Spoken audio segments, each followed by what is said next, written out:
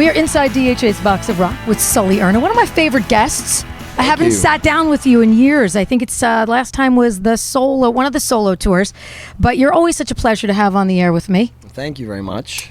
I want to obviously talk about When Legends Rise, but I want to go back because 20 years ago, I was at WDHA when your debut came out, and I thought of you guys as, you ready for this? You guys were like The Purge.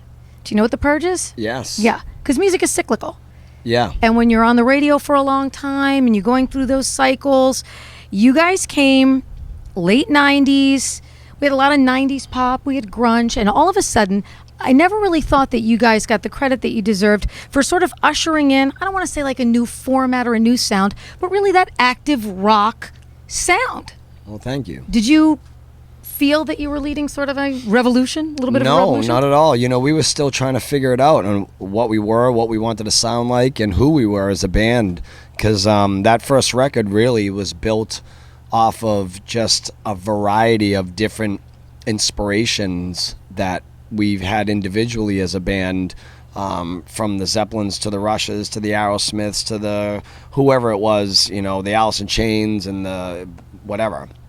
So I was listening to like a lot of Helmet back then and Nine Inch Nails and that kind of stuff. So there's really a barrage of like little influences all over that record. And then, you know, as time went on and we started to develop, we started to kind of find that we were more of just a hard rock band, not really a part of the new metal scene, not really a part of the grunge phase. We would just, you know, our upbringing was classic hard rock, and so I think it's just kind of it was a modern twist on that. I always felt that about the band, and then fast forward 20 years, this record is 20 years of Godsmack. Yeah. In a brand new record. I mean, it's everything that we've loved about the band: the melodies, the strong tunes, your vocals, the great percussion.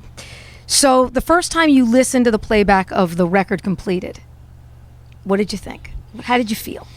It was right around that time that I started to realize that I felt like we had something a little bit more special than we had done in the past, you know, because I was so deep into writing the whole year and recording and tweaking things, and I hadn't really had the opportunity to step back and listen to it as a listener, as a fan of music.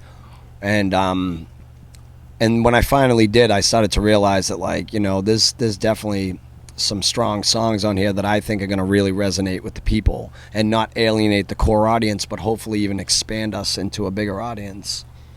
And definitely, I think, you know, the solo people were always a little different than the Godsmack people.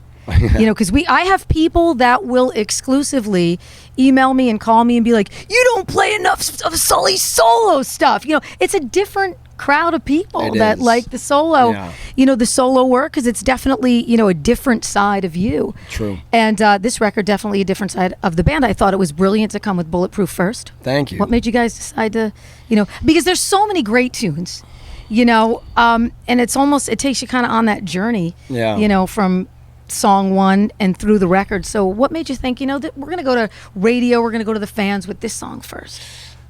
It just felt like the right song. You know, it seemed to have every element of the song that shapes a hit song to be a hit song. Something that truly like resonates with people and is memorable. And it was just one of those choruses that I felt was a bit undeniable. Like, you heard it once and you get it. It's a no-brainer. You're singing it for the rest of the day.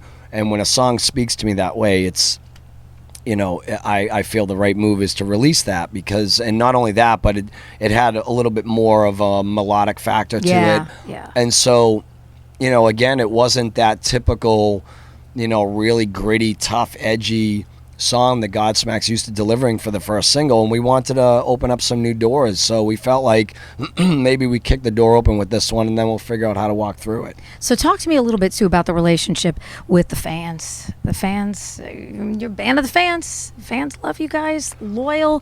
I saw people at the meet and greet. I saw the girl. Did she make those shirts? Yeah. I mean, just incredible. You are a band of the fans. They've been with you for 20 years. They're always loyal.